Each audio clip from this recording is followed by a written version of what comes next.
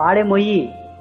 కాకపోతే పెళ్లి కాని పిల్లలు పాడే మొయ్యకూడదు, భార్య గర్భవతి ఉంటే పాడే మొయ్యకూడదు, శ్మశానం పోకూడదు. 5 నెలల కన్నా కిందికి ఉంటే మోయవచ్చు, 5 నెలలు దాటిన తర్వాత అస్సలు పోకూడదు, మోయకూడదు.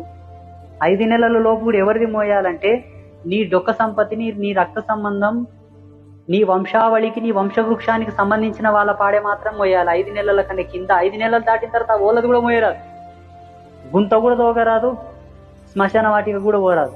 వీడియో వైరల్ అయిందంటే ఎవరో ఒక స్వామీజీ చెప్పిండంట, చచ్చిపోయిన వాళ్ళ పాడే మోస్తే 1,000,000 సార్లు కాశీ కోయించినంత పుణ్యం అని చెప్తాడంట ఒక ఆయన.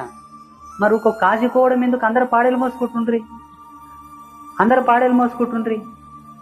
అది కాదు సందర్భం, అది సందర్భం కాదు.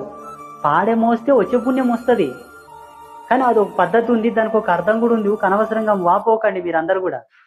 ఇట్లా చెప్పడం బట్టే పిచ్చి పిచ్చి దాంట్లకంతా ప్రాధాన్యతలు పెరిగిపోయినాయి.